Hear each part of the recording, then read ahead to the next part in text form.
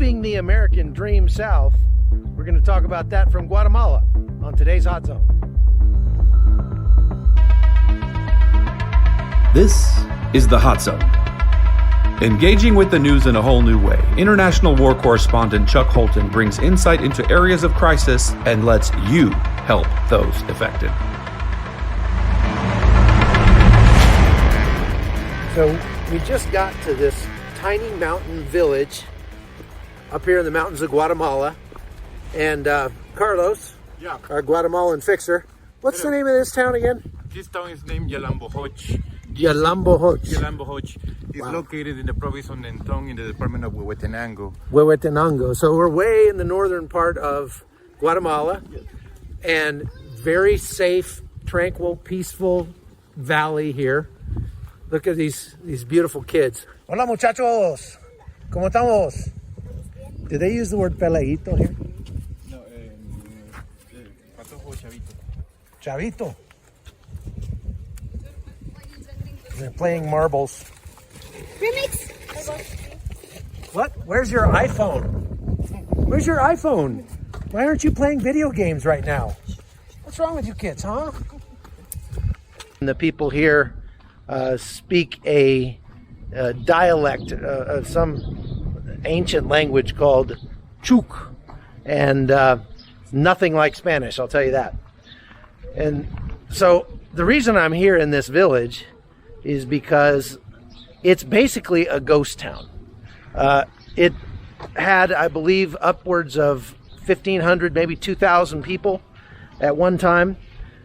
Last night I met with the mayor of the town, and he told me that the town today is looking at maybe 200 people. Más o menos unos, aquí en la aldea más o menos unos 200. ¿Cuál porcentaje del población? Casi la mayoría está allí. La mayoría quedó. Se fue. They're down to maybe 200 people. So we wanted to know why, and as it turns out, the reason for this town, declining like that, doesn't have to do with gentrification. It doesn't have to do with anything except for migration. Almost the entire town has migrated to the United States, and especially the men. So as I've been walking around the town today, I've seen almost exclusively women and children that are here. They say there's only maybe 150 people left, 200 people left in the town right now. The men that I've seen are either kind of infirm, very drunk maybe. I saw one really drunk guy. And or they're working on construction. And that's the other kind of interesting thing about this town. It's a desperately poor town, and that's one of the reasons that's cited for the people going to the United States. But there's new construction popping up all over the place, and the houses are being built, and these are big houses. I'm going to show you some of these houses. They're being built with remittances, money that's being sent back from the United States. So I'm going to show you a little bit just as I walk around the village. I'm going to talk a little bit about that. Right now, I want you to hear a little bit from my friend that I'm here with, Todd Bensman, talking about what's going on in this village.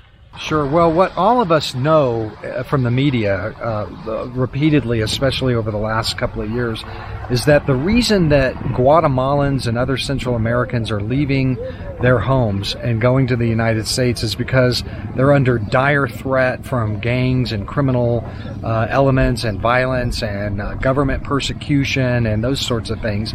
And so, we must feel sympathy for them because, they have to live and they want to come to the United States. This is an indigenous Mayan village. Most of the people have lived here for generation after generation. Typically, they live in huts that are made out of mud.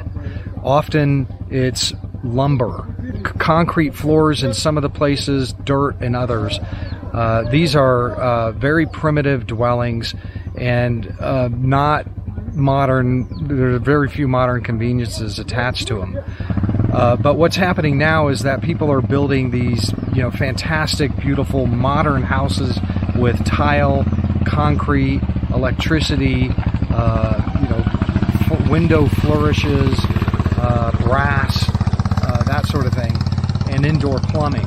And that has spurred an immigration to the United States so that they also can have a home like their neighbors. What we found here is almost zero crime. Nobody gets hurt. There's no gang problem. Nobody can possibly argue that there is a threat to life and limb in this town. First of all, it's too geographically remote. Second of all, they do community policing here and wrap up any kind of problem pretty quickly. So it's a very peaceful place. The people who die here die of old age in bed. So you can't argue that people are fleeing this place. But what you can say is that people are leaving this place to keep up with the Joneses, with their houses, with their housing. And we have been told that repeatedly by the people who are actually building the houses. So there are 3 churches in this village. This one's the Catholic Church. And obviously attendance is way down because there's nobody here. Like I said, it's almost surreal walking around this town because it is inhabited, but it should have several thousand people in it. And there's just very few people. There's a drunk guy down there stumbling down the road. It's like I've been here for 12 hours and I feel like I know everybody in town already. This is the main square. Hey, there's a couple more buddies. Hola, ¿cómo estás? Mira, ¿qué tiene? Caña real. Hecho en México. Hecho en México, que es licor de caña. Sí. Oh, ¿fuerte? Domínguez, Chiapas. Está fuerte. Ah, sí. Oh, wow. ¿Pero dulce o no? No. Hecho de azúcar, pero... Es algo dulce. ¿Es algo dulce? ¿Quieres Oh. probar? No, porque muy temprano. En la tarde, sí. En la tarde. Anyway, this is the... so there's a couple of the drunk guys. This is the... No, pues ahí está, ahí está la policía, acá atrás, si quieres. Está adentro. Okay. This is the city hall of the town, and it's locked. No hay. No, está bien, voy a regresar. ¿Y qué es esto? Miren, muéstrame eso. ¿Cuál? Ese.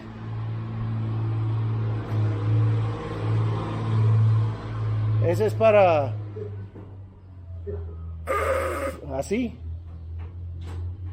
Ah, sí, son cuernos de ganados. ¿Por qué? Hola. ¿Por qué ahí?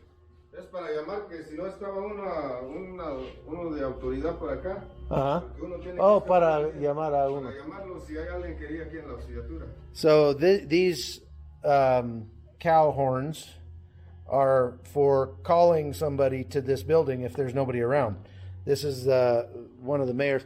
¿Usted es alcalde? Yo soy el primer policía.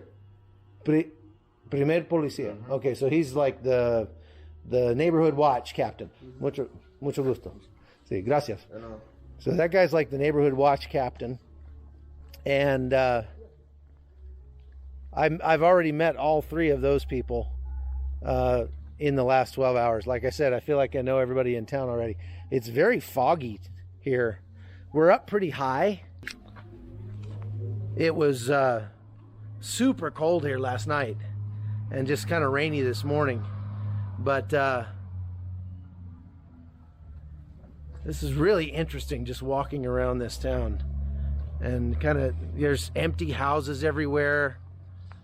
Some of them have fencing like this right here all the way around the house, just kind of boarded up. But most of them have at least like a family member or somebody that's watching them, taking care of them, right? So here's some of the construction that we're seeing right now. It's a big house, huh? There's Todd and Carlos are up there interviewing the guy that's building the house. Now look at this house. I mean, this house right here is probably 3,000 square feet. And this house over here is probably 2,500 square feet. This is one family that's building these things. He said that this 2,500 square foot house is going to cost about $37,000 to build. And of course, they're doing the family itself is doing virtually everything. They're doing all the labor. It's not like they're hiring that out to somebody. But he said they've been working on this house for a couple of months, and every time they finish one floor, they have to let it sit for a while so it'll dry. Here's a little girl. She's working. ¿Tú estás trabajando? She's working here. She's roasting coffee. Mucho humo. Lots of smoke.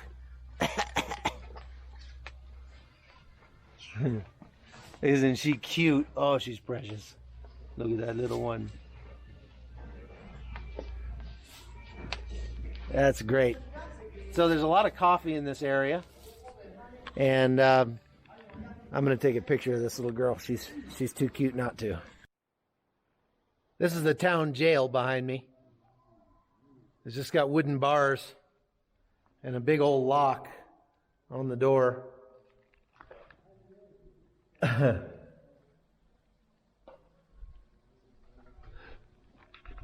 Well, I guess every town's got to have one of those. There's a big old picnic table right here. And looks like a public water spigot. This is, I talked to a lady back there that said, she said the water for the town is provided by a spring up in the mountain, and so it's free for everybody. She said her electric bill could run maybe about $10 a month. And that's really the only bill they have. That's it. They don't have, other than, of course, groceries and things like that. But they grow most of their food or raise it. And so, things like sugar, they'd have to buy that. They grow their own coffee even. You see a lot of, like right here, bean plants. These are some kind of beans right here growing. There's some kind of fruit up there I don't really recognize. I'm not sure what that is. I'd like to know. So all around town there's just little plots of beans or bananas or whatever, plantain, things like that. There's a couple of little kiosks as far as general stores. I talked to one store owner, and she said that they get their product from the next town over, which is not much bigger than this one. So this is not a problem of everybody leaving. It's not a problem that is unique to this town. Lots of the little villages around this area, in this whole region of Guatemala, have seen the same issues. It's the same things. So here is the town store, general store. Hola. Buenas. Hay varios productos que vienen ¿de dónde? De la capital de Guatemala. De Guatemala. La capital. De Tegucigalpa. No, Guatemala. Tegucigalpa es Honduras. Oh, sí, Guatemala City. Sí. Hola, baby. Qué precioso. ¿Cuántos meses tiene? 4 meses. 4 meses. Wow. ¿Y dónde está su papá? Aquí. Aquí mismo. Okay. No salió. So these dudes back here are working hard on the house, getting the concrete put up and the rapeo for the adobe. And And I'll show you the old house, what they're moving from. Let's come look over here.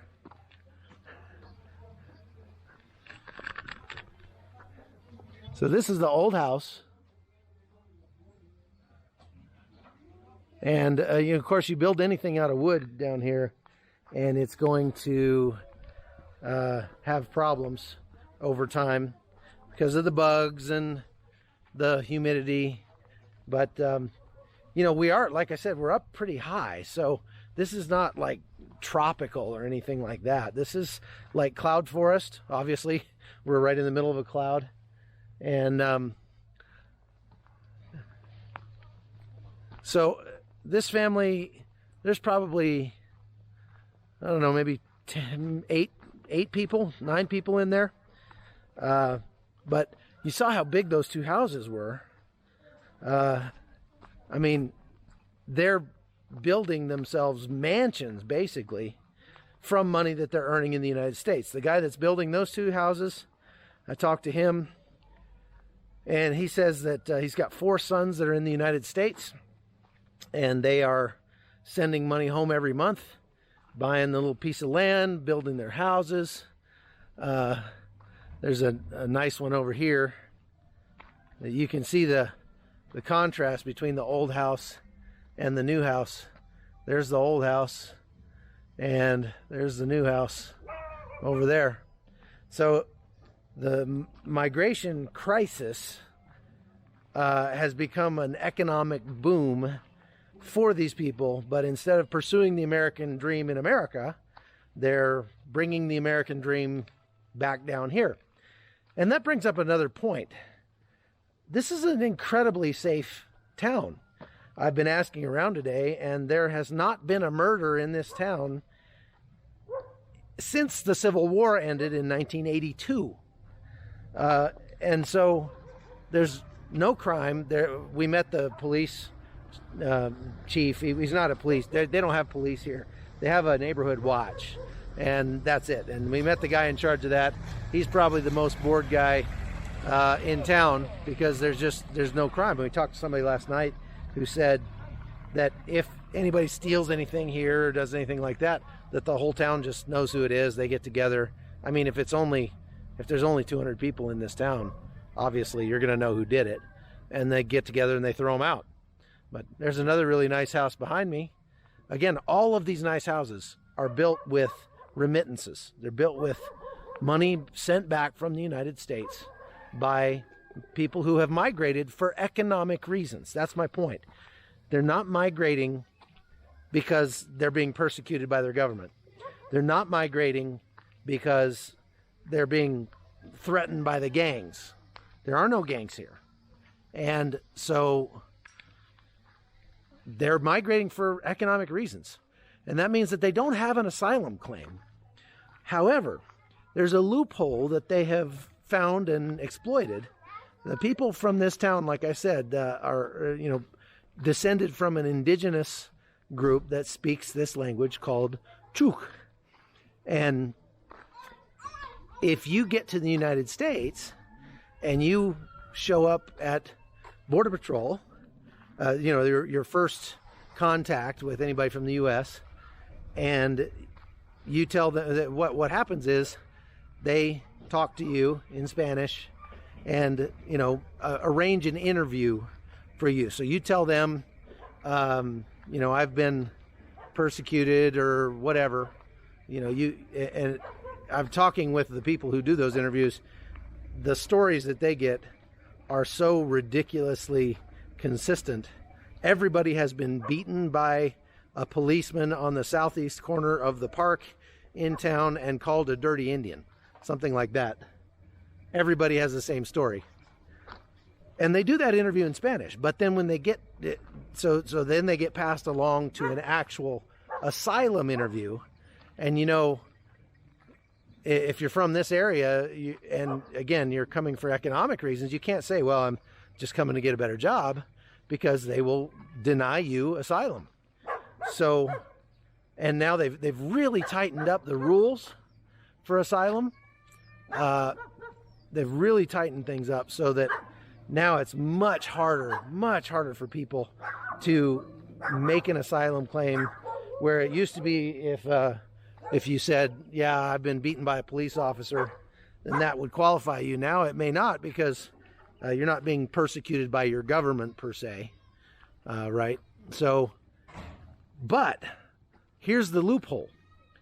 These people have figured out that if you tell them that you don't speak Spanish, you only speak Chuk, well, they just pass you right through. They just wave you on into the country. Because if they don't have a translator who can speak Chuk, and you can imagine they don't, then you're in. That's it. You're in. So even though they conducted their first contact with the Border Patrol agent in Spanish, when they get to their asylum interview, all they have to do is claim they don't speak Spanish, and they're in. They're waved into the United States, and they can stay there pending an asylum hearing, which might be between months and years away. So obviously they're taking advantage of the system. And look, despite the fact that these people lived here in this village and were poor, and you feel for poor people, you want to help poor people, but despite that, there's a term for what they're doing. It's called fraud. So let's review. The majority of the residents of this town have moved to the United States, entered illegally, making fraudulent asylum claims, getting jobs in the U.S., and they're sending their money back here to build big houses. And so in this town, keeping up with the Joneses means making a perilous trip north and working for a few years and then building your big house and coming back home.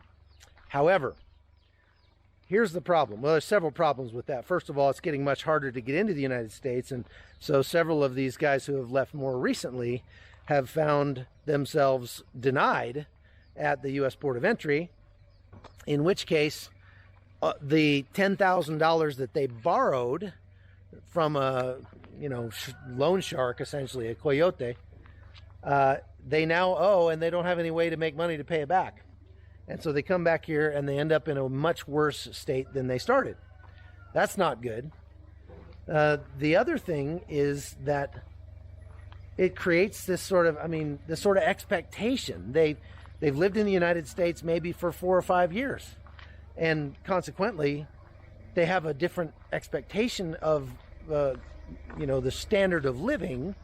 And so, how long are they going to come back here and be able to stay here, even in this nicer house, without deciding, you know what, I need to go back there and make some more money?